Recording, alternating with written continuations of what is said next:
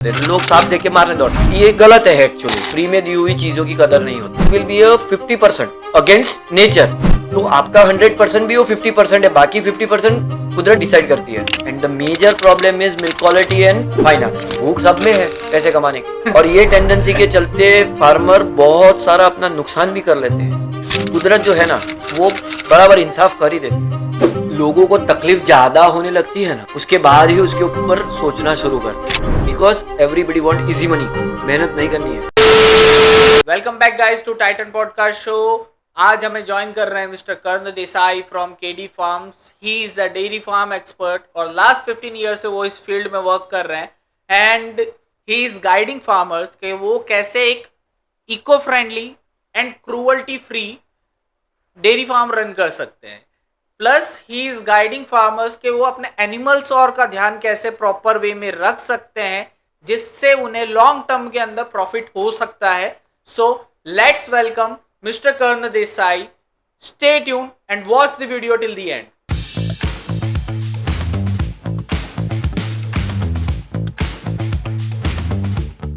तो आपकी जो जर्नी थी वो इस फील्ड में आने के लिए कैसे स्टार्ट हुई?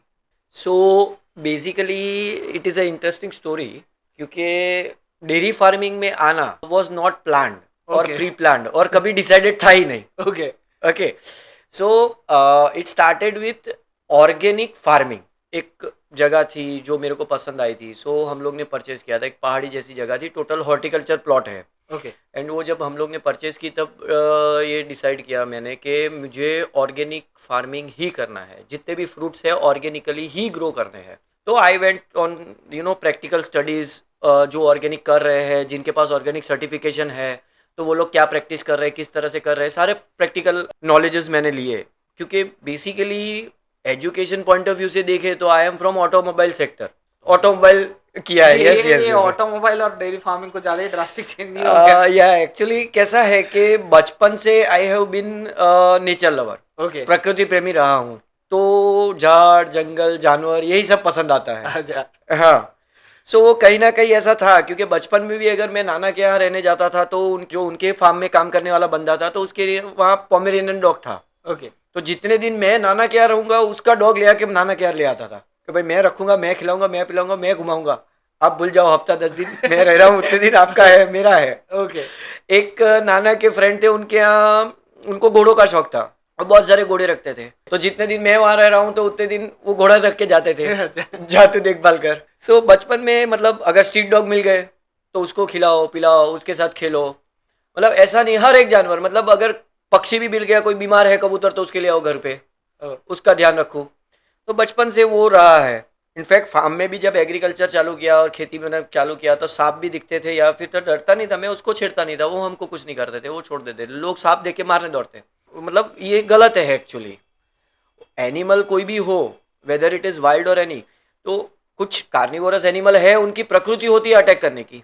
लेकिन बहुत सारे वाइल्ड एनिमल ऐसे हैं कि वो जब इनसिक्योरिटी फील करते हैं तब भागने की जगह नहीं मिलती, तब अटैक करते हैं, ओके अदरवाइज नहीं।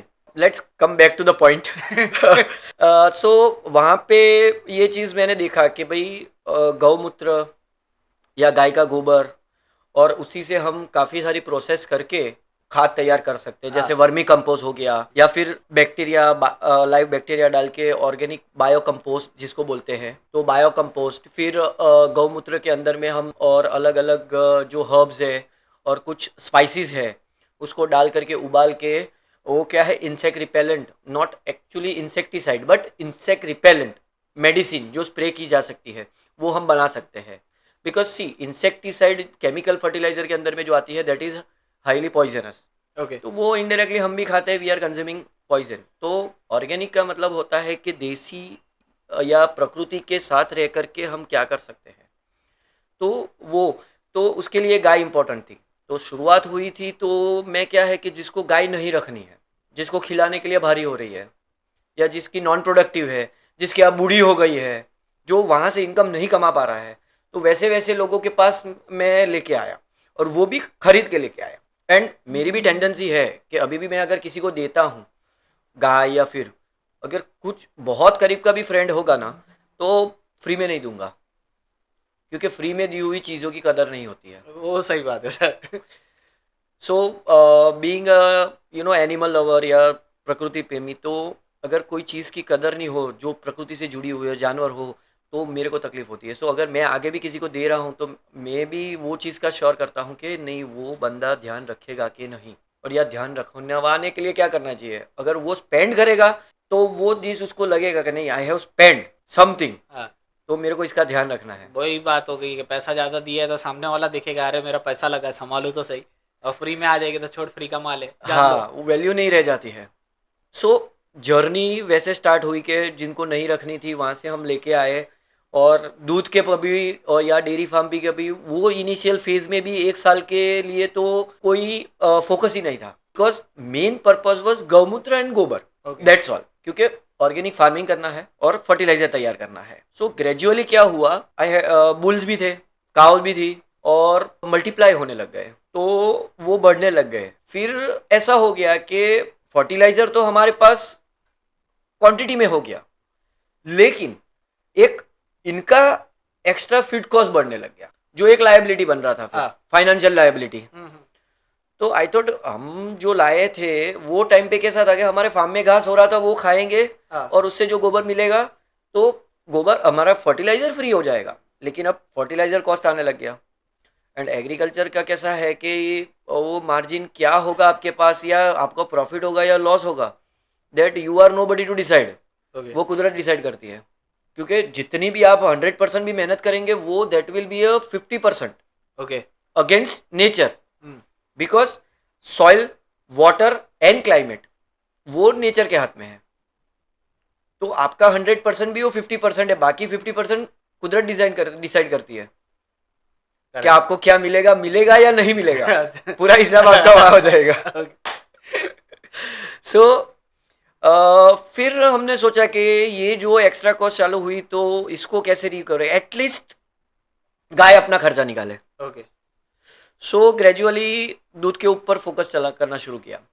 एंड एक्चुअली कैसा है कि बचपन से मेरा एक नेचर रहा है कि कोई भी चीज़ करने से पहले क्यों कर रहे हैं, सेल्फ सेटिस्फैक्ट्री आंसर मिलना चाहिए, उसके बाद ही कोई चीज़ मैं प्रैक्टिस में लेता हूँ. किसी के ने बोल दिया वो हिसाब से नहीं फॉलो करता हूँ. Okay. अगर किसी के बोलने से मैंने कर दिया और कुछ गड़बड़ हो गई तो मैं उसको तो जाके नहीं बोल सकता ना, भाई तूने बोला था मेरे को तकलीफ हुई, तो वो भी ऐसा बोलेगा, भले फ्रेंड हो, भाई तेरा दिमाग कहाँ गया था. हाँ. सो इट इज़ बेटर बोले मेरे सेल्फ मुंह में, एनालाइज बोले करो. मेरे मुंह में आया, मैंने बोल दिया और तूने मान लिया.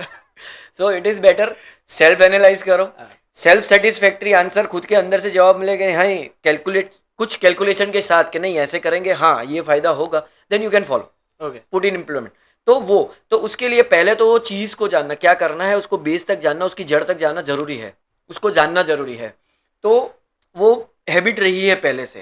तो डेयरी फार्मिंग में आए, मिल्क का चालू किया, तो मिल्क के अंदर में फिर how we can grow in this. तो फिर वर्ल्ड वाइड स्टडी करना शुरू किया, जो अच्छे डेयरी फार्मिंग कर रहे थे, कुछ ट्रेडिशनल प्रैक्टिस में है, अभी भी प्रैक्टिस में है, दे तो वहाँ पे क्या है, उनके लिमिटेशन है, बिकॉज सी वो नई चीज़ें एक्सेप्ट नहीं कर पा रहे हैं. आज के टाइम में बहुत सारी चीज़ें चेंज हो गई है. तो चेंज अगर हो गई है तो उसके साथ आपको आपकी प्रैक्टिस को भी चेंज करना ज़रूरी है. अगर आप नहीं एडप्ट कर पाएंगे तो आप पीछे रह जाएंगे, बिकॉज समय के साथ खुद की प्रैक्टिसेस अपग्रेड करना बहुत ज़रूरी है. सो ग्रेजुअली मैंने बाहर के भी लाइक गूगल को भी स्टडी किया, बहुत सारे मतलब आर्टिकल्स भी पढ़े, और फिर कुछ वो टाइम मैंने तो जब चालू किया था तब यूट्यूब आ गया था, तो यूट्यूब के चैनल्स भी देखे, बाहर के वीडियोस देखे, फॉरेन के वीडियोस देखे, एंड वो लोग कैसे प्रैक्टिस करते हैं, क्यों करते हैं, उनकी भी मतलब जाना कि why they came into such kind of practices. तो वही चीज़ की हमारे यहाँ बहुत ज़्यादा ज़रूरत है, लेकिन हम नहीं कर पा रहे हैं, बिकॉज हम वो ट्रेडिशनल प्रैक्टिस में से बाहर ही नहीं निकलना चाह रहे हैं. Okay. That is a problem. And आज वो बहुत मेजर इश्यू हो गया है कि डेयरी फार्मर को बहुत सारे प्रॉब्लम्स आ रहे हैं, and the major problem is milk quality and finance. दोनों चीज़, कोई एक चीज़ मजबूत हो तो भी आप धंधा या बिजनेस रन कर सकते हो, लेकिन आज हमारे यहाँ डेयरी फार्मिंग के अंदर दोनों चीज़ों में प्रॉब्लम आ रही है. मतलब इनस्टेबिलिटी है दोनों के अंदर. बिल्कुल. Okay. बिकॉज सी वो चीज़ में कैसा है कि मिल्क क्वालिटी अच्छी नहीं होगी तो प्रॉपर मिल्क की कॉस्ट नहीं मिलेगी. मिल्क की कॉस्ट नहीं मिलेगी तो आपके पास अच्छा खिलाने या मिल्क क्वालिटी प्रोड्यूस करने के लिए फाइनेंशियल सपोर्ट नहीं होगा। ओके दो में से एक भी इम्बेलेंस हुआ, टोटल लॉस। ओके सो वहाँ से फिर मैंने अपने आप को अपग्रेड करना शुरू किया, एजुकेट करना शुरू किया खुद को, और फिर जानना शुरू किया कि ब्रीड्स क्या होती है, ब्रीड क्वालिटीज़ क्या होती है, इंडिया में कितनी ब्रीड्स है, कौन कौन सी ब्रीड है, दूध के लिए कौन सी अच्छी है, मिल्क क्वालिटी के लिए क्या कौन सी अच्छी है, तो उसके लिए क्या करना चाहिए, सिलेक्टिव ब्रीडिंग करना चाहिए, कैसे करना चाहिए, कैसे सिलेक्ट करना चाहिए, किस जेनेटिक्स में, उसके रिकॉर्ड कैसे चेक करते हैं, एनिमल के रिकॉर्ड कैसे रखते हैं, उसके बेसिस पे हम कैलकुलेट करके अपने ही एनिमल के यहाँ अपने ही ब्रीड को हम अपने ही डेयरी फार्म में अपने ही आने वाली बछड़ियों को, औलादों को सुधार सकते हैं। एंड ये सब चीज़ें स्टडी किया and gradually I came into professional dairy farming. Okay और फिर बहुत पहले समझ गया था कि ब्रीडिंग एंड वो भी फोकस्ड हमारे फार्म पे होना चाहिए, और ग्रेजुअली हमको जनरेशन टू जनरेशन अपग्रेड होना चाहिए, तभी आप सस्टेनेबल ब्रीडिंग डेयरी फार्म चला सकते हैं। अदरवाइज जो प्रैक्टिस से पहले चलती थी कि भाई हाँ मिल्किंग वाले एनिमल है, मिल्क कम हो गया, एवरेज है, बाहर से 6-8 जानवर ले आओ, अपना मिल्क एवरेज कर लो, फिर अगर कम हो गए भाई नॉन प्रोडक्टिव बेच दो, दूसरे ले आओ, तो उससे आप आज की तारीख में सस्टेनेबल लॉन्ग टर्म बिजनेस नहीं कर सकते, बिकॉज वहाँ पे एनिमल कॉस्ट, फीड कॉस्ट, दोनों के एक्सपेंस हर साल लगेंगे। ओके लेकिन आप प्रॉपर कैलकुलेशन के साथ, कुछ प्लानिंग के साथ आप चलेंगे कि भाई एटलीस्ट जितना एनिमल हर्ट साइज है उसमें से जो टोटल हर्ट साइज का 50% काफ हर साल मेरे यहाँ मेरे फार्म पे ही तैयार होने चाहिए, वो फोकस से चलेंगे तो आपका एनिमल परचेज कॉस्ट 0 हो जाएगा, तो आप अच्छा फीडिंग और वो कर सकते हैं। ओके सो उस तरह से प्रैक्टिस मैंने इम्प्लीमेंट की, और there are lot of factors, वो स्टेप बाय स्टेप हम बात करते चलेंगे एक एक चीज़ को, बिकॉज हर एक चीज़ में बहुत सारे ब्रीफिंग्स और बाइफर्केशंस है जो छोटे पॉइंट्स है लेकिन मेजर रोल प्ले करते हैं इसके अंदर में। सो वो एंड ग्रेजुअली फिर आज मैं एक, आप बोल सकते हैं कि गौशाला या पंजरापोड़, जहाँ जिनको नहीं रखनी थी गाय, हाँ वहाँ से शुरुआत करके आज जो फार्म मेरा है, सो वो अभी इंडिया का सबसे पहला 100% इंटीग्रेटेड डेयरी फार्म है विथ ओन इकोसिस्टम, ओके कि जहाँ पे हमारा खुद का डेयरी फार्म है, एनिमल ब्रीडिंग सेंटर है, डेयरी प्लांट है, एनिमल फीड प्लांट है, साइलेज मैन्युफैक्चरिंग, फॉडर ग्रोइंग, जो खेत है हमारे, चारा भी हम उगाते हैं, वेस्ट मैनेजमेंट के अंदर में बायोगैस प्लांट एस्टैब्लिश किया है, जहाँ पे भी हम एनर्जी जो बायोगैस से निकलती है वे हम लोग यूज़ करते हैं, जो स्टाफ है उनको कुकिंग में यूज़ होता है। उसके अलावा बायोगैस जनरेटर है जो हमने खुद डेवलप किया है, तो वो इलेक्ट्रिसिटी प्रोड्यूस करता है। सो एक्सटर्नल एनर्जी का भी कॉस्ट हमने 50% जैसा कर दिया। ओके तो मेजर एक्सटर्नल एनर्जी के अंदर में डीजल या इलेक्ट्रिसिटी ही आता है, तो इलेक्ट्रिसिटी मैक्सिमम आता है। अगर आप ऑटोमेटेड डेयरी फार्म में अगर जाते हैं, इक्विपमेंट्स आपके ऑटोमेटेड है, मिल्किंग मशीन्स एंड एवरीथिंग, तो वहाँ पे मैक्सिमम इलेक्ट्रिसिटी, तो वही इलेक्ट्रिसिटी हम बायोगैस में गोबर में से प्रोड्यूस कर रहे हैं 50% जितनी अभी, क्योंकि वो बायोगैस अभी 50% इसलिए क्योंकि वो जो बायोगैस प्लांट मैंने जो एस्टेब्लिश किया था, that was my experiment based pilot project, okay कि काम करेगा कि नहीं। ओके मतलब अभी आगे और दूसरा प्लान चालू हाँ, है। तो उसको फिर नाउ इट इज वर्किंग और एफिशिएंटली, तो उसको फिर बड़ा करेंगे, विल ग्रो दैट। आपके सर ये माइंड में कैसे आया कि मुझे एक पूरा का पूरा इकोसिस्टम सेट करना है, उसका अगर बोलने जाए तो आपका थॉट प्रोसेस कैसे आया था कि नहीं मुझे यहाँ से जो गोबर आएगा उससे लेके बायोगैस प्लांट तक का लेके पूरा का पूरा जो आपने साइकिल एक सेट किया है, वो आपको कैसे आया माइंड में? एक्चुअली कैसा है कि dairy farming is a manufacturing business, हाँ लेकिन उसमें भी कैसा है अगेन कि कंपेयर टू अदर बिजनेसेस, कि भाई हम जो कैलकुलेशन करते हैं वो दूसरे मैन्युफैक्चरिंग बिजनेस में कैसा है, cost of raw material, bill of material, job work cost, तो लैंडिंग कॉस्ट प्लस मार्जिन करके हम मार्केट में सेल करने के लिए रख देते हैं प्रोडक्ट, कोई भी मैन्युफैक्चरिंग बिजनेस।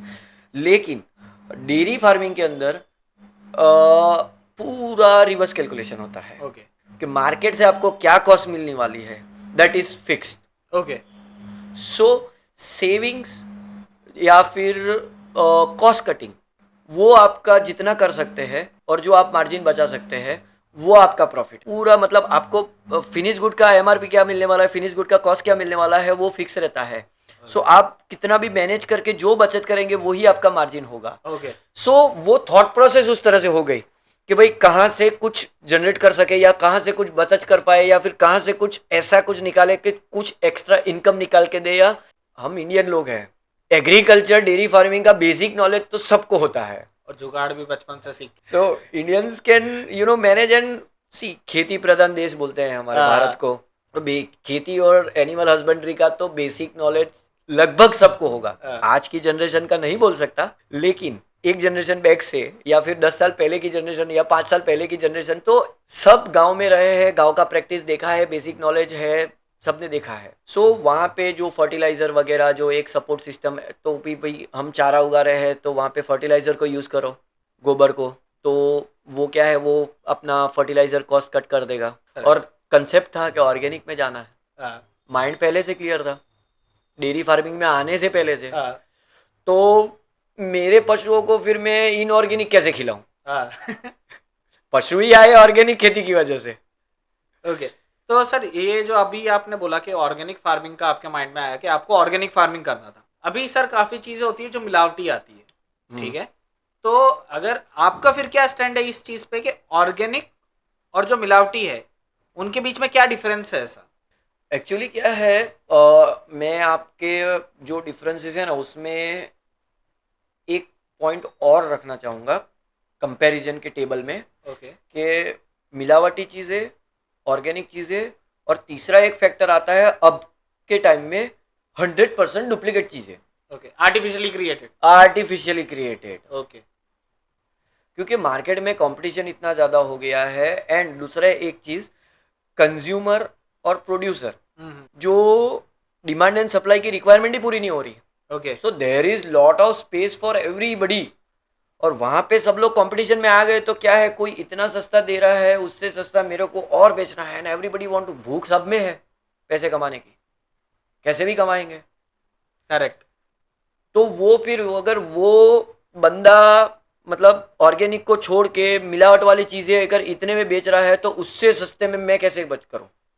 उस चक्कर में लोगों ने डुप्लीकेट चीज़ें डेवलप कर ली, दूध डुप्लीकेट डेवलप कर लिया, ओके पनीर, सारे डेयरी प्रोडक्ट डुप्लीकेट। हाँ, खाली एक चीज़ है जिसमें मैक्सिमम डुप्लीकेशन नहीं हो पाया है, दैट इज दही। ओके सिर्फ दही, क्योंकि उसमें लाइव कल्चर होते हैं और दूध के अंदर में वो कल्चर डेवलप होता है, तभी वो दूध जमता है। ओके लेकिन वो टाइम दूर नहीं है कि कुछ टाइम में डुप्लीकेट दूध भी आ जाएगा, अरे दही भी आ जाएगा। तो सर आपने बताया कि अभी जो है आर्टिफिशियली क्रिएटेड कर रहा है, सब आर्टिफिशियली क्रिएट हो रहा है, ठीक है, तो क्या जो ये टेक्नोलॉजी एडवांसमेंट आया है, ठीक है, is it for better or for worse? See, technology advancement जो आया है डेयरी फार्मिंग में आया है, that is very good, but जो डुप्लीकेशन हो रहा है ना वो प्रोडक्ट के साथ हो रहा है, okay not in the practice of dairy farming. हाँ, डेयरी फार्मिंग के अंदर में कैसा है कि लो कॉस्ट वाला फीड या फॉडर या ऐसा कुछ ढूंढने के चक्कर में फार्मर खुद का ही नुकसान कर रहे हैं, उसका उनको एहसास ही नहीं है। ओके और जब एहसास होता है वो टाइम पे बहुत लेट हो चुका होता है। ओके क्योंकि अगर आप कुछ लो क्वालिटी चीज़ भी आपके पशु को रेगुलरली खिलाते जाओगे, क्वालिटी लो है, तो वो क्या है, इमीडिएट इम्पैक्ट नहीं आएगा, इमीडिएटली आपको नहीं। हाँ, इमीडिएट इम्पैक्ट सिर्फ उतनी चीज़ में आएगा कि आपका अगर वेरी गुड क्वालिटी ऑफ काव या बफेलो है जो बहुत अच्छा दूध दे रही है, एक क्वांटिटी पे दूध दे रही है अबोव एवरेज, तो वो मिल्क में आपको रिजल्ट दिखा देगी। ओके लेकिन एवरेज एनिमल होंगे तो दूध थोड़ा बहुत कम होगा, तो फार्मर को ऐसा लगेगा भाई नहीं रूटीन है, वो तो थोड़ा बहुत प्लस माइनस होता रहता है। और अंदर से जो बॉडी के अंदर में न्यूट्रिशन कम होते जाता है, इम्यूनिटी पावर कम होते जाता है, एंड वो जो असर करते जाता है विच इज़ नॉट विजिबल। पर उसके ज़्यादातर चीज़ें जैसे इम्यूनिटी वीक हो गई तो उसके कोई सिम्टम नहीं है मेजर, जो आपको पता है कि इसकी इम्यूनिटी वीक हो रही है। लेवल के बाद इम्यूनिटी वीक हो गई एकदम तो जानवर बार बार बीमार होगा, ओके तब जाके पता चलता है, लेकिन वो लेट हो गया होता है। फार्मिंग और डेयरी फार्मिंग के अंदर डुप्लीकेशन बहुत ज़्यादा नहीं, लेकिन डुप्लीकेशन मेजरली एनिमल फीड के अंदर में होता है। जो कुछ कंपनियां हैं जो लो कॉस्ट फीड बना रही है और वो मैश फॉर्म में, पाउडर फॉर्म में होता है या तो फिर पैलेट फॉर्म में होता है, तो फार्मर को पता नहीं चलता कि इसके अंदर है क्या। एंड फार्मर खुद के लिए भी उतनी अवेयरनेस नहीं रखते हैं कि भाई एटलीस्ट वो अगर लेके आ रहे हैं तो चलो एक बार हम लैब टेस्ट करवा लें। गवर्नमेंट लैब भी है, एग्रीकल्चर यूनिवर्सिटी के अंदर लैब है, आपको बहुत नॉमिनल चार्जेस में या कहीं जगह पे तो फ्री में हो जाता है लैब टेस्ट फार्मर्स के लिए। वो चीज़ का अवेयरनेस नहीं है तो वो करवाते नहीं है। डुप्लीकेट है क्या, सही है फीड के अंदर क्या माल फंक्शन है, न्यूट्रिशन है कि नहीं है, फार्मर को पता ही नहीं चलता। तो सर अभी जैसे अपने न्यूट्रिशन पे बात कर रहे हैं एनिमल्स के लिए, ठीक है, तो कोई भी पर्टिकुलर जैसे एज के हिसाब से सबके लिए अलग न्यूट्रिशन चाहिए रहता होगा, बिल्कुल। ठीक है, तो उनके अंदर आप जैसे इतने ओवरऑल इतना साल का आपको एक्सपीरियंस है, उसमें आपने क्या नोटिस किया है कि पर्टिकुलर एज के हिसाब से पर्टिकुलर काऊ हो गए या बफेलो हो गए, उनको किस लेवल पे और कितनी मात्रा में न्यूट्रिशन चाहिए?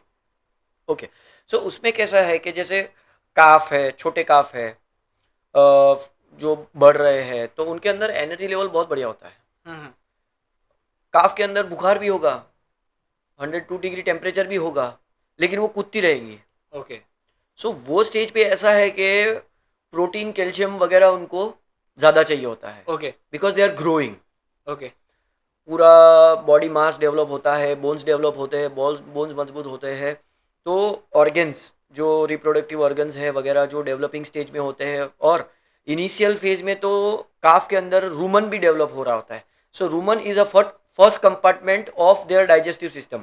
जनरली सिंपल डाइजेशन सिस्टम के अंदर में कैसा है, जैसे ह्यूमन है, स्टमक में डाइजेस्ट हुआ, इंटेस्टाइन में न्यूट्रिशन एब्जॉर्ब हुआ, ये सिंपल सिस्टम है।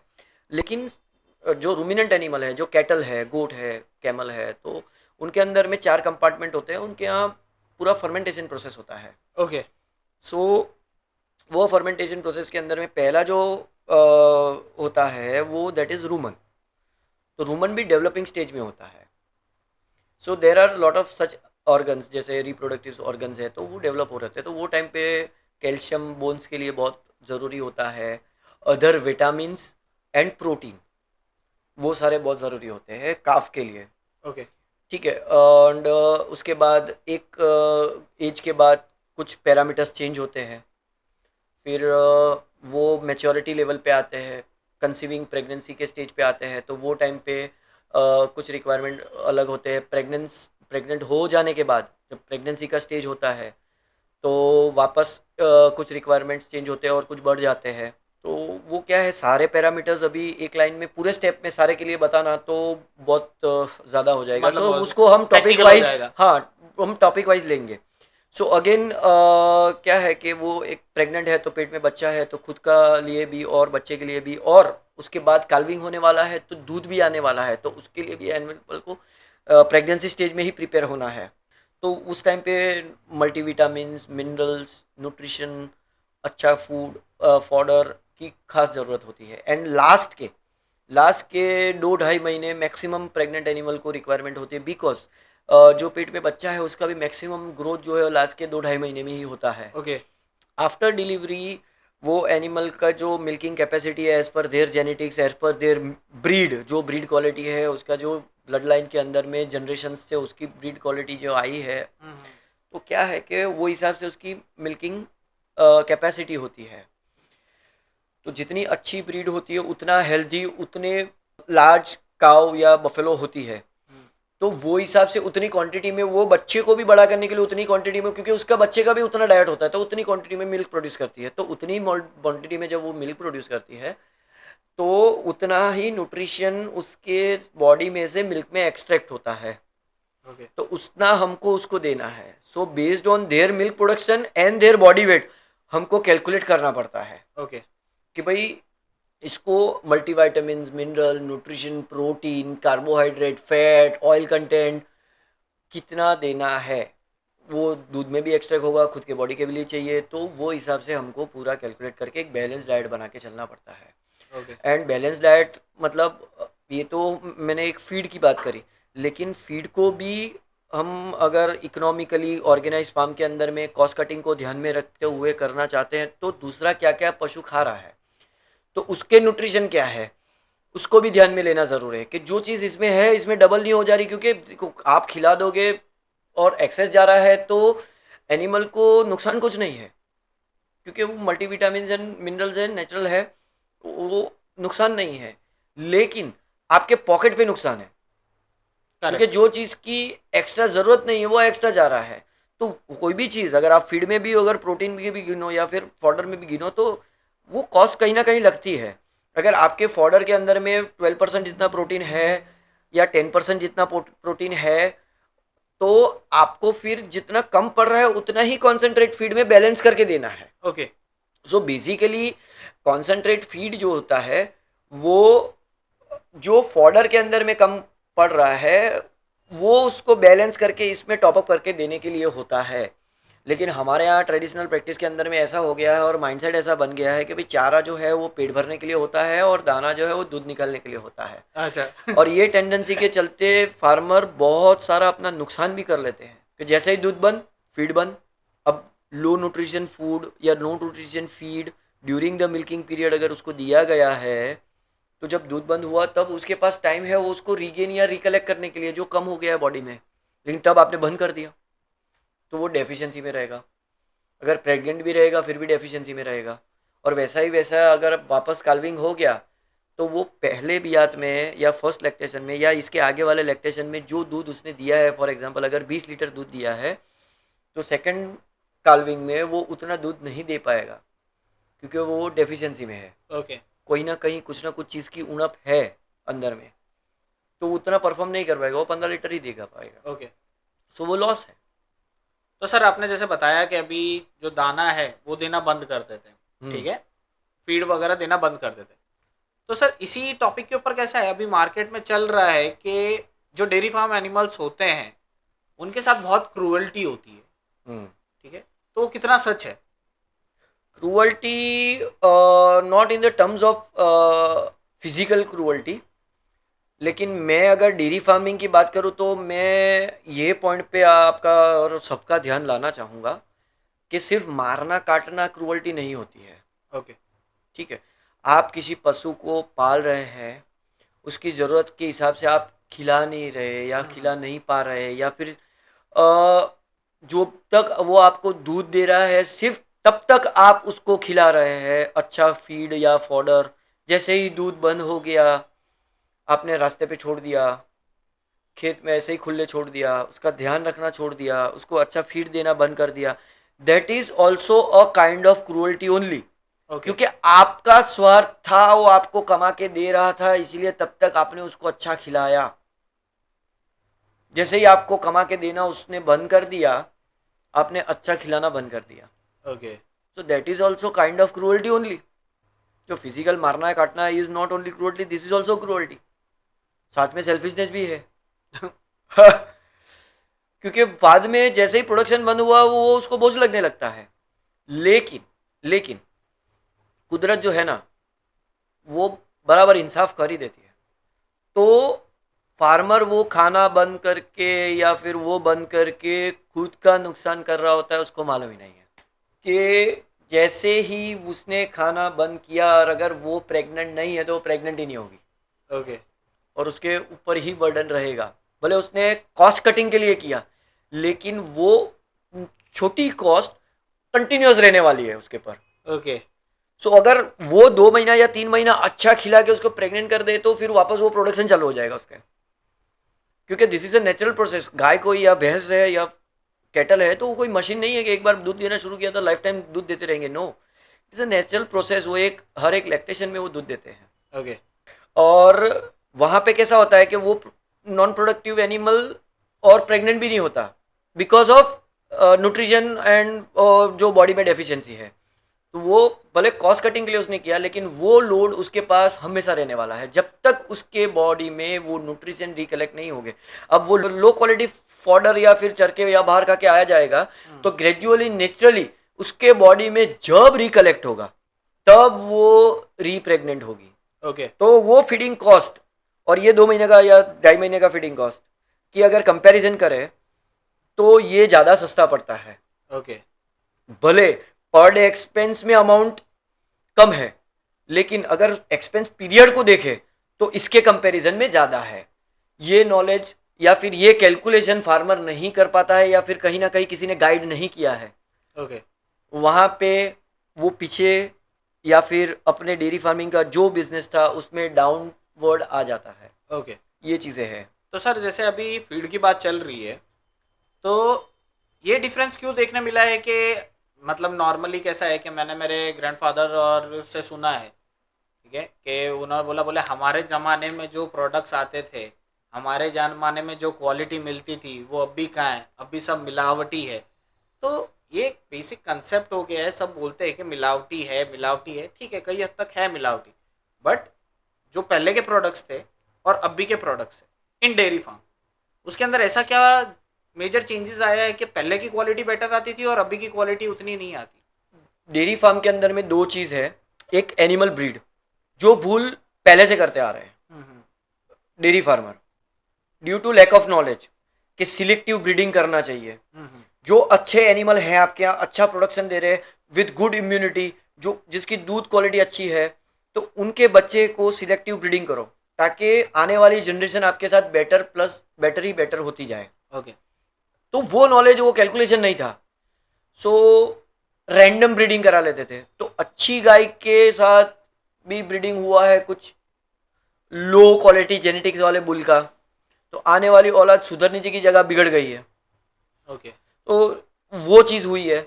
दूसरा दूसरा पार्ट है फीडिंग का एंड फीड क्वालिटी का, या फॉडर एंड ग्रेन्स या वॉट एवर। तो उसमें भी जो एग्रीकल्चर प्रैक्टिस है, तो पहले क्या होता था कि गाय का गोबर या वगैरह जो है as a natural organic fertilizer farm में, खेतों में यूज़ होता था। केमिकल फर्टिलाइज़र और पेस्टिसाइड इंसेक्टिसाइड का यूज़ कम होता था या ना के बराबर होता था। कई जगह पे बहुत छोटे फार्मर है जो अफोर्ड ही नहीं कर पाते थे, लेकिन उनके यहाँ एक दो गाय थी, तो वो नेचुरल फार्मिंग ऑर्गेनिक फार्मिंग ही करते थे। ओके। तो वो जो अनाज या वगैरह उगाते थे उनकी सेहत भी अच्छी रहती थी, और उसके जो अनाज निकालने के बाद जो घास चारा बचता था वो उनके पशु खाते थे, उनकी सेहत भी बहुत बढ़िया रहती थी। ओके। दोनों जन अच्छा और शुद्ध खाते थे। लेकिन केमिकल फर्टिलाइजर और प्रैक्टिसेस आने के बाद लोगों ने, मतलब काफ़ी टाइम से लोगों ने घर में से वो गाय भैंस निकालना बंद कर दिया, क्योंकि खुद मिल्किंग करना नहीं था। वो क्या है कि एक लायबिलिटी या फिर बोझ लगने लग गया काफ़ी, लाइक जनरेशन को, बिकॉज मॉडर्नाइजेशन होते गया तो जनरेशन को वो क्या है, वो मॉडर्न ज़माने में वो बोझ लगता है या फिर इल प्रैक्टिस लगती है या फिर मतलब छोटी चीज़ लगती है, which is very big actually. और ये जो प्रैक्टिस है डेयरी फार्मिंग है, it is very big industry and एक बहुत बड़े लेवल आप अचीव कर सकते हो compare to any business, because India के अंदर में बहुत सारा स्कोप है और बहुत सारी चीज़ें। लेकिन अगेन वापस let's come back to the product quality. तो वहाँ पे जो चारा उग रहा है या वॉट एवर है, तो पहले क्या होता था कि हम तेल खाते थे, तो तेल बैल से निकाला जाता था, कच्ची घानी जिसको बोलते हैं, या लकड़े की घानी जिसमें से तेल निकलता था, जो केमिकल फर्टिलाइजर केमिकल या कुछ हीट ट्रीटमेंट या ऐसा कुछ होता नहीं था। कोल्ड प्रेस, बैल से ही प्रेस करके निकाला जाता था, तो तेल हम लोग यूज़ करते थे। उसके जो रेसिड्यू रह जाते थे, जैसे प्रेस करने के बाद जो ऑयल केक जिसको बोलते हैं, खली जिसको बोलते हैं, तो वो भी क्या शुद्ध होती थी, कोल्ड प्रेस होती थी, तो उसके अंदर भी न्यूट्रिशन भरे हुए रहते थे, प्रोटीन भरे हुए रहते थे, ठीक है, विटामिन भरे हुए रहते थे।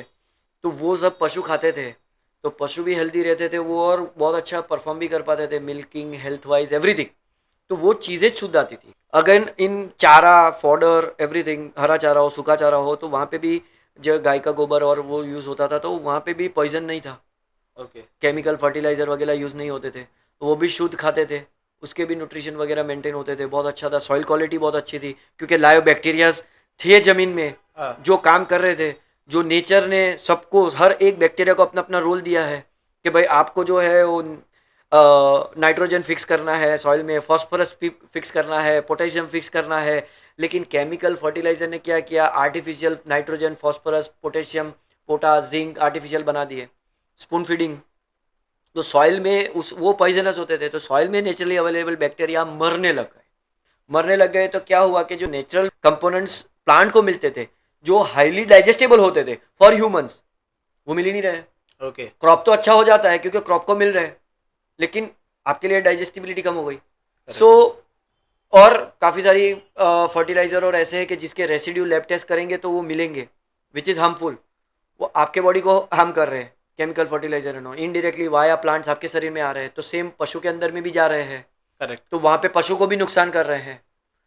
पशु को सबसे ज़्यादा नुकसान करते हैं, क्योंकि हम सिंपल स्टमक वाले हैं और हम कुक करके खाते हैं तो हम पचा लेंगे, वो रॉ खाते हैं और वो रूमन डाइजेशन सिस्टम है, तो उनके अंदर फर्मेंटेशन प्रोसेस होता है, तो ये और नेचुरल बैक्टीरिया उनके रूमन में अवेलेबल है जो डाइजेस्ट करते हैं। तो ये पॉइजनस चीज़ें वो उनके रूमन में अवेलेबल बैक्टीरिया जो डाइजेशन का काम करते हैं उनको मार देते हैं। ओके। सो जो खा रहे हैं उसका भी डाइजेशन कम हो रहा है। एक तो फॉडर के अंदर में कम है, ऊपर से यहाँ पे भी डिस्टर्ब हो रहा है, डाइजेस्टिव सिस्टम डिस्टर्ब हो रहा है। ऊपर से जो ऑयल केक्स वगैरह जो हमने कोल्ड प्रेस की बात की, तो वो अब क्या है कि सॉल्वन प्लांट वगैरह आने लग गए, हीट कर देते हैं, हाई टेम्परेचर हीट करते हैं मटेरियल, उसमें से फिर कंप्रेस करके हैवी प्रेशर के साथ वो करते हैं। तो हाई टेम्परेचर पे बॉईल करने से क्या होता है कि जो विटामिन है वो कुछ टेम्परेचर सस्टेन कर पाते हैं, उसके बियॉन्ड टेम्परेचर नहीं सस्पेंड कर Okay. पाते हैं, तो वो नष्ट हो जाते हैं, जीरो। सो ऑयल चाहिए, ऑयल तो मिलेगा, लेकिन जो विटामिन कुछ अगर कुछ होंगे नेचुरली अवेलेबल वो नहीं होंगे okay. Because of this temperature heating. So now the trend has come again, लोग वापस कोल्ड प्रेस के बारे में जानने लगे, अवेयरनेस आ रहा है धीरे धीरे। हाँ, आजकल जब भी है जो भी बोलते हैं जूस क्योंकि- कौन सा बिना कोल्ड प्रेस जूस पीते हैं, ऑयल कौन सा करे, कोल्ड प्रेस ऑयल यूज करते हैं। क्योंकि जब कैसा है कि लोगों को तकलीफ ज़्यादा होने लगती है ना, उसके बाद ही उसके ऊपर सोचना शुरू करते हैं। वैसे पॉडकास्ट चल रहा है सर, बोलना नहीं चाहिए, बट इंसान की फितरत है हगने के टाइम ही लोटा संभालना। तो बोलते हैं ना, इंसान की फितरत है, जब तक बोलते हैं ना जान पे बात नहीं बनेगी ना तब तक वो नहीं करेंगे। तो इसीलिए बोलते हैं ना, बड़े बुजुर्ग जो कहते थे ना कि हगने के टाइम लोटा संभालते हैं, वो एकदम सही कहते थे। तो सर आपको क्या लगता है कि अभी जैसे डेयरी फार्मिंग कर रहे हैं, ठीक है, जो अभी न्यूली आ रहे हैं, तो उनको गाइड करने के लिए इन फ्यूचर आप challenges and opportunities dairy farm के अंदर क्या हो सकती है, उसका आप थोड़ा सा बता पाएंगे? बिल्कुल। जो अभी का समय चल रहा है और ग्रेजुअली जो समय आने वाला है, सो द मेजर प्रॉब्लम्स जो आने वाला है डेयरी फार्मिंग के अंदर में, वो है फीड एंड फॉडर। अच्छी क्वालिटी का मिलना बहुत मुश्किल हो जाने वाला है, ओके। क्योंकि लोग ग्रेजुअली डेयरी फार्मिंग तो बंद ही काफ़ी टाइम से करते आ रहे हैं, लेकिन एग्रीकल्चर सेक्टर से भी हट रहे हैं, because everybody want easy money. मेहनत नहीं करनी है, क्विक मनी, बस हाँ। फटाफट पैसा बनना चाहिए। मेहनत नहीं करनी है, लेकिन उसके कॉन्सिक्वेंसेस हमको ही फेस करने हैं। जो अपना एग्रीकल्चर या डेयरी फार्मिंग का बिजनेस छोड़ के सिटी में आया है, उसी को जो खा के बड़ा हुआ है या जो छोड़ के आया है वो नहीं मिलने वाला है, ओके। क्योंकि उसको यहाँ डिप्लीकेट ही मिलने वाला है। बिकॉज सी, अच्छा क्वालिटी का दूध या डेयरी फार्मिंग या एनिमल की हेल्थ सही रखने के लिए या खुद की सही रखने के लिए बेस जो होता है वो है डाइट, फूड मेन वो ही है। ओके। और उसी की क्वालिटी डाउन होते जा रही है day by day, day by day, day by day. वो अच्छी क्वालिटी की कॉस्ट बढ़ रही है, सामने दूध के रेवेन्यू नहीं आ रहे, उतने दूध के कॉस्ट नहीं आ रहे, कंज्यूमर नहीं समझ रहे, कंज्यूमर सस्ता ढूंढ रहे।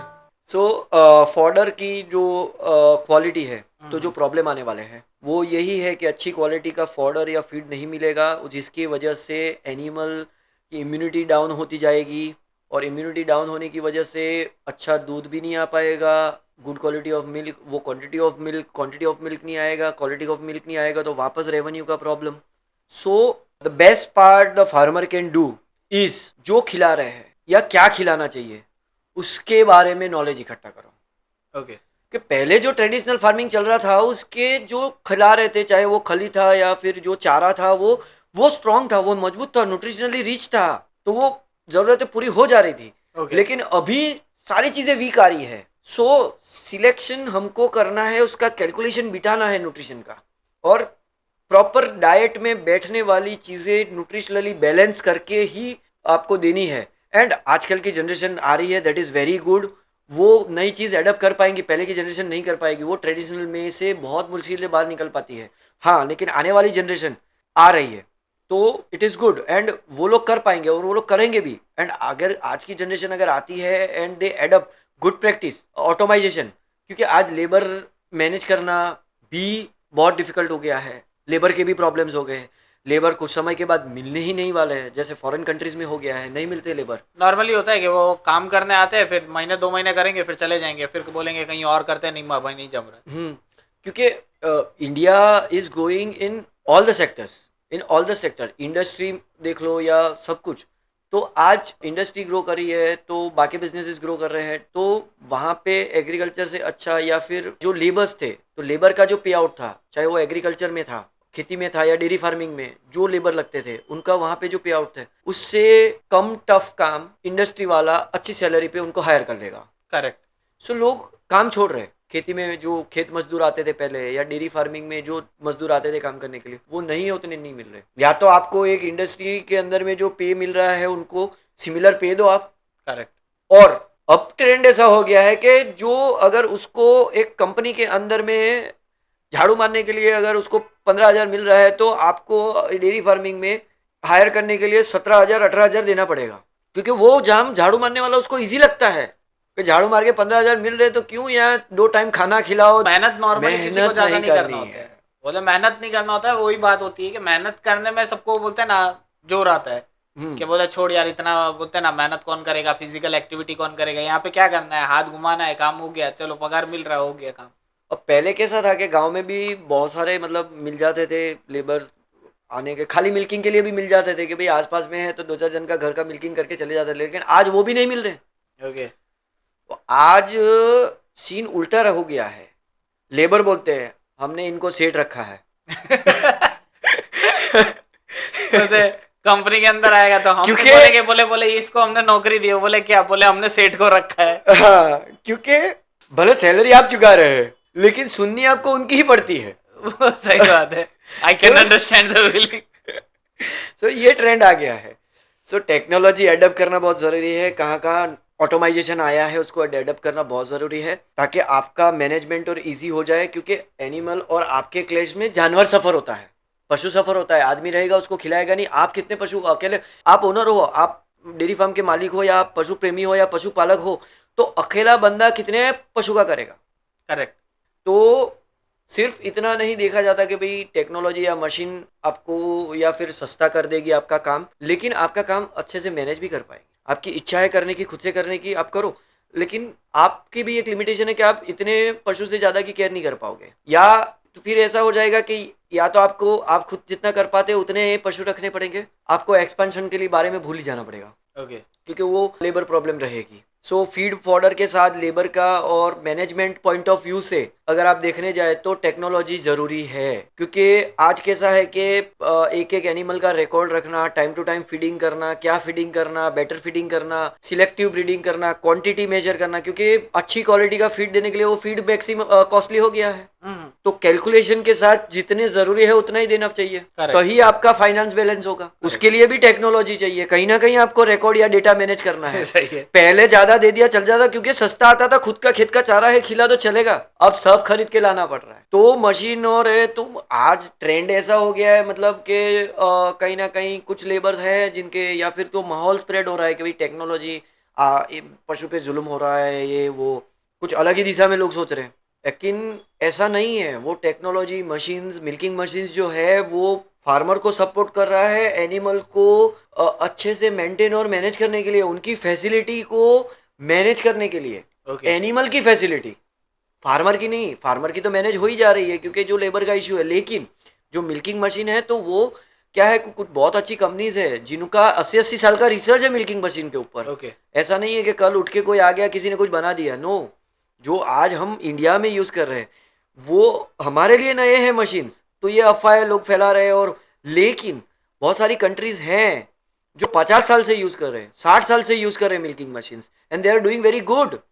दो जन, मैंने कुछ वीडियो देखे थे, कनाडा का एक वीडियो देखा था, father and daughter 2 are managing a dairy farm of 500 cows.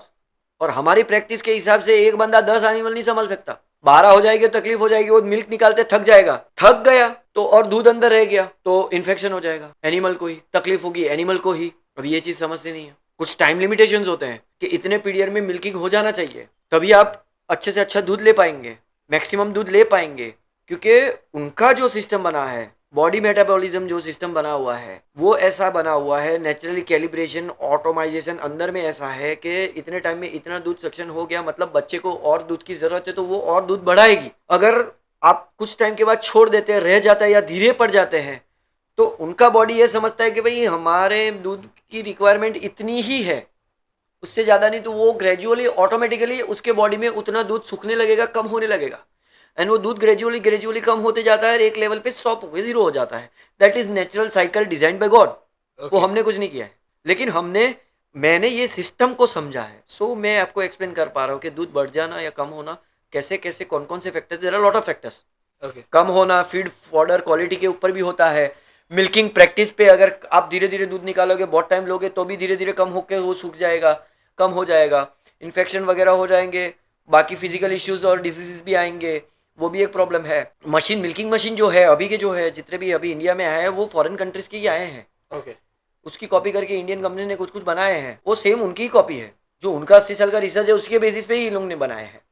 और उसमें सिंपल एयर वैक्यूम सिस्टम होता है, कोई हार्डवेयर नहीं अपने हाथ जैसा कि वो दबा रहा है मिल्किंग के लिए. प्रॉपर उसमें रबर के वॉल्स होते हैं, पर्दे जैसे होते हैं रबर के पतले, और एक एयर वैक्यूम सिस्टम के साथ चलता है, एयर सिस्टम के साथ. तो which is very soft. Hand milking से भी बहुत अच्छा है machine milking, as in terms of safety of cow teats. जो टिट्स है वो भी सेंसिटिव होते हैं, वेरी सेंसिटिव पार्ट, क्योंकि वो एक बच्चा मुंह में ले रहा होता है, तो उतना सॉफ्ट होता है दूध पीने के लिए. और मिल्किंग हम हाथ से करते, कोई अंगूठा अंदर रखता है, कोई ऐसे. तो hand milking is risky than machine, क्योंकि कि कोई ज़्यादा ताकत लगा देता है, एनिमल को पेन होता है, वो बोल नहीं पाते, वो पैर उठाते, लेकिन इंसान समझ नहीं पाता. कोई के नाखून लग जाते हैं, कोई अंगूठा अंदर लग रहा है, तो अंगूठा की जो हड्डी है वो उनको पीच करती रहती है जितनी बार मिल्किंग होता है. तो वो सब तकलीफ है. जानवर बोल नहीं पाता ना, वो चीज़ों का ध्यान मशीन में रखा गया है, क्योंकि कोई चीज़ पे R&D होता है, रिसर्च होता है, तो सारे पैरामीटर्स चेक होते हैं.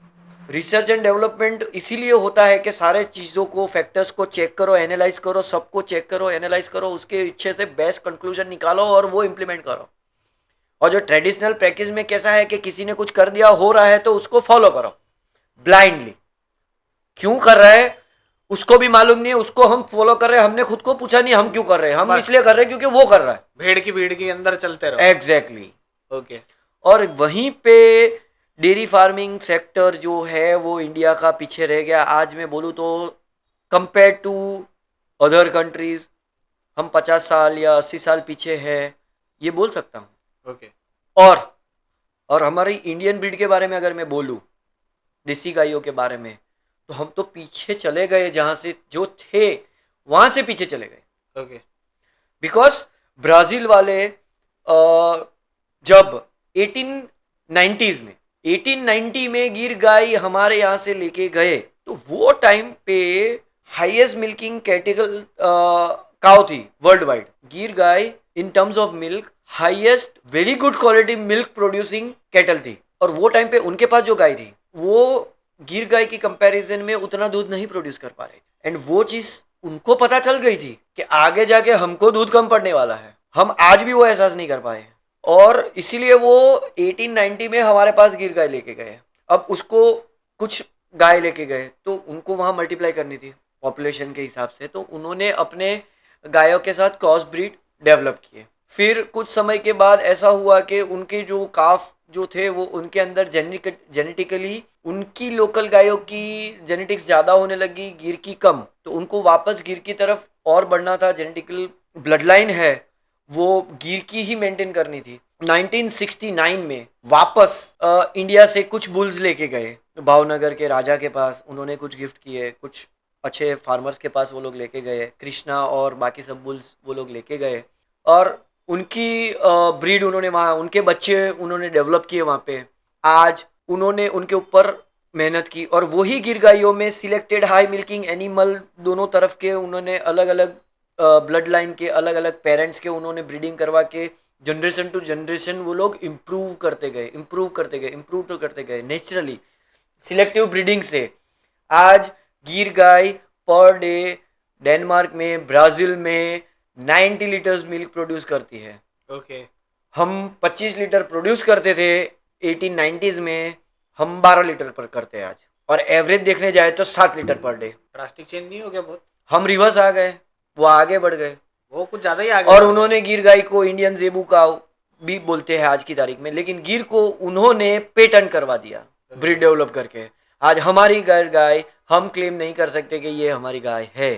एंड सोशल मीडिया प्लेटफॉर्म पे मैं बोल रहा हूँ, लेकिन ये चीज़ मेरे को बोलनी नहीं चाहिए, लेकिन कुछ लोगों को बुरा भी लगेगा, लेकिन कुछ गौशाला वाले हैं जो लोग कुछ चीज़ें गलत या कुछ मैसेज गलत पास कर रहे हैं लोगों के अंदर के भाई जब इंडियन गवर्नमेंट या डेयरीज ने डिसाइड किया कि हम कुछ गिर गाय के बुल्स या फिर गिर गाय के सीमन या एम्ब्रियोज हम इंडिया में लेके आएंगे जो अच्छे जेनेटिक्स के, और हम यहाँ पे हमारी डेवलप करेंगे ब्रीड, तो उन्होंने अपोज किया कुछ गौशाला वालों ने।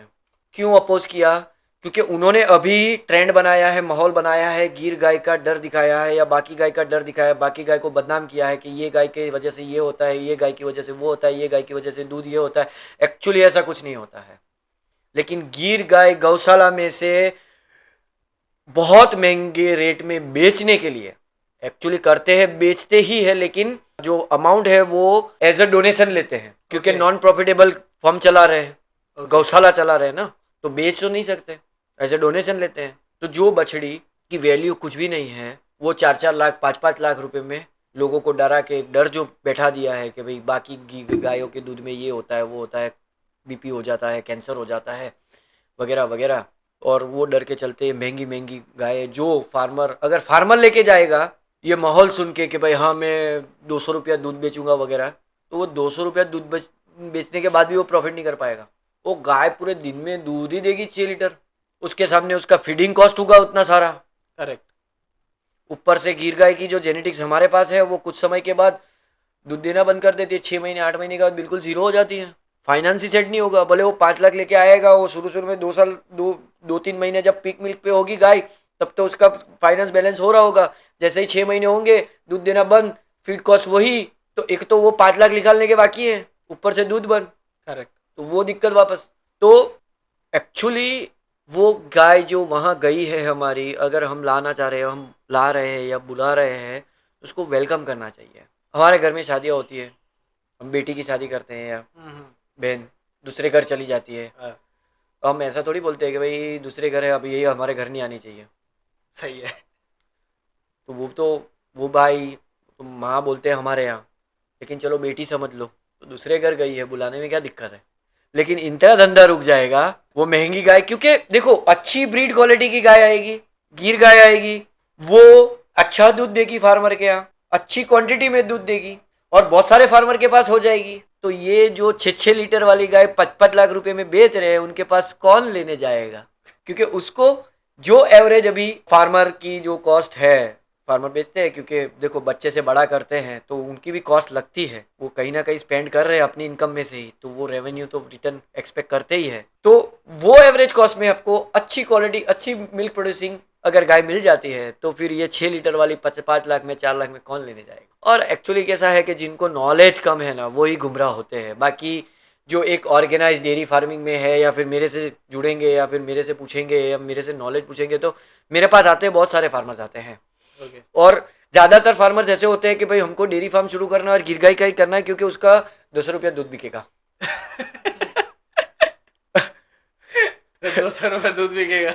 सो जब पहली बार आते हैं तो जब बोलते हैं कि मेरे को गिर गाय का ही करना है, तब मेरा क्वेश्चन ये रहता है कि क्यों करना है।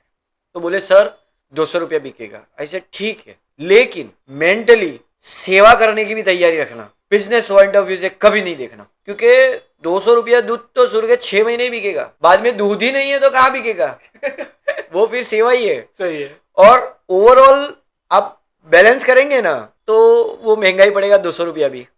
मैं सबको बोलता हूँ कि नहीं, गिर गाय जो है बहुत कम हो गई है हमारे यहाँ, या देसी गाय भी सारी अच्छी है, सिर्फ गिर गाय अच्छी है ऐसा नहीं है, और भी बहुत सारी देसी गाय है बहुत अच्छी है इन terms of milk quality, everything बहुत सारी है। राठी है, थारपारकर है, रेड सिंधी है, और साउथ की बहुत सारी ब्रीड है। तो मैं ज्यादातर ये सलाह देता हूँ कि आपके एरिया में कौन सा दूध ट्रेंडिंग है, बफेलो का, काव का।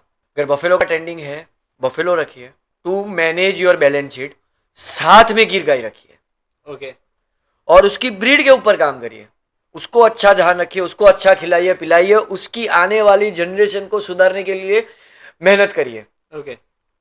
तो वहां से इनकम जनरेट हो रही है और ये भी थोड़ा कुछ दे रही है आपको, तो आप उसकी बच्ची या उसका बच्चा या उसकी औलाद जो भावना है या फिर जो गिर गाय के साथ सॉफ्ट कंसर्न है, सॉफ्ट कॉर्नर है कि भाई हमारी गाय, तो उसको आप डेवलप कर सकते हैं। और जहां देश पीछे रह गया है वहां से उसको हम पुश करना शुरू कर सकते हैं, और आपके बैलेंस शीट पे, आपके फाइनेंस पे वो लोड भी नहीं पड़ेगा।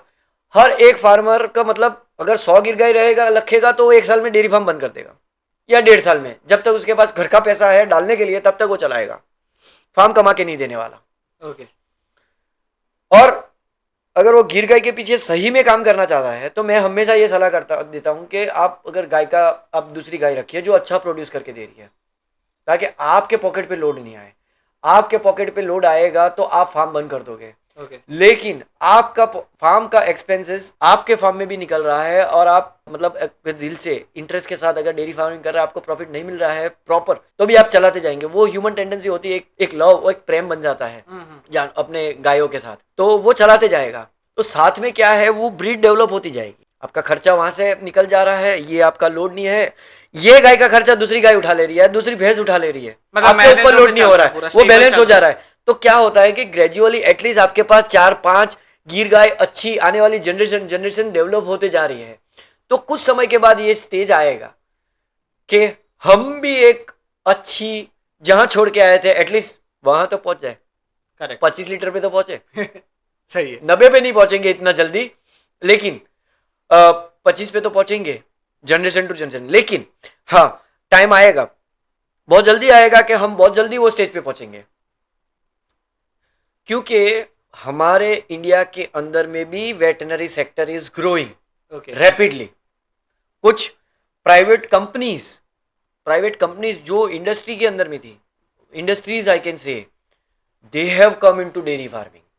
ओके। बड़ी बड़ी इंडस्ट्री है स्टार्टेड डेयरी फार्मिंग। वो छोटे फार्मर छोड़ रहे हैं इंडस्ट्रीज, उसमें भी इंडस्ट्रियलाइजेशन हो रहा है। तो वो लोग ने भी एडप्ट की है टेक्नोलॉजीज, बाहर गए हैं other countries, medical veterinary departments में दूसरी कंट्रियों के, जहाँ पे जैसे ह्यूमन में एम्ब्रियो ट्रांसप्लांटेशन होता है, सिमिलर प्रैक्टिस है started in dairy farming. Okay. तो क्या है कि अच्छे ब्रीड क्वालिटी के सिलेक्टिव एम्ब्रियो सरोगसी के थ्रू एक दूसरी माता के भ्रूण में रखा जाता है और वहीं डेवलप होता है। तो उसके भले वो गाय के जेनेटिक्स वीक है, लेकिन जो एम्ब्रियो उनके रखा है वो तो स्ट्रॉन्ग माँ बाप के जेनेटिक्स है, भले उसके थ्रू पैदा हो रहा है, लेकिन आने वाला बच्चा तीसरी पीढ़ी का, चौथी पीढ़ी का डायरेक्ट आएगा। करेक्ट। सो वो लेवल पे फार्मर को 10 साल नहीं लगेंगे, क्योंकि जनरेशन टू जनरेशन 20-25% बढ़ के 10 साल पे वो वहाँ पहुँचेंगे। लेकिन अब ऐसा है कि वो 1 साल में, 1.5-2 साल में पहुँच सकते हैं। सो हम वहाँ ग्रो हुए हैं वहाँ पे, and it is very good. India भी ग्रो कर रहा है, science, technology, everything is adapting rapidly. So thank you sir for joining us today in this episode. Thank you very much. So this is it guys for today. वापस मिलेंगे कर्ण sir के साथ next episode में और भी ज़्यादा information के साथ। अभी आज और इन्फॉर्मेशन हम लोग कलेक्ट करना चाहते थे, बट ऑलरेडी पॉडकास्ट बहुत ज़्यादा लंबा हो गया है, और ऐसे चालू रखे तो 3-4 घंटे भी निकल जाएंगे, लेकिन पॉडकास्ट खत्म नहीं होगा। So see you in the next episode. Stay tuned and don't forget to subscribe our channel. हाँ, और एक चीज़ मैं ऐड करना चाहूँगा कि हम हमारे तरफ से जितना नॉलेज हमको है शेयर करना है, हम शेयर करते जा रहे हैं। लेकिन अगर हमारे जितने भी ऑडियंस है, व्यूअर्स है, उनके पास कुछ क्वेश्चंस हो, या फिर उनके पास कुछ समस्या हो, कुछ हर्डल्स हो, कुछ क्वेश्चंस हो, कुछ क्वेरीज हो, तो आप हमको सेंड करिए, ताकि हम उसके सॉल्यूशंस और उसके जवाब आपको दे पाए, हम उसके आंसर दे पाए। तो एक्चुअली आप कहाँ रुक रहे हैं, या फिर आपको एक्चुअल तकलीफ क्या आ रही है, वो हम समझ के हम आपको सपोर्ट करने की या फिर वहां पे पुश करने की आपको कोशिश करेंगे। Thank you sir. Thank you.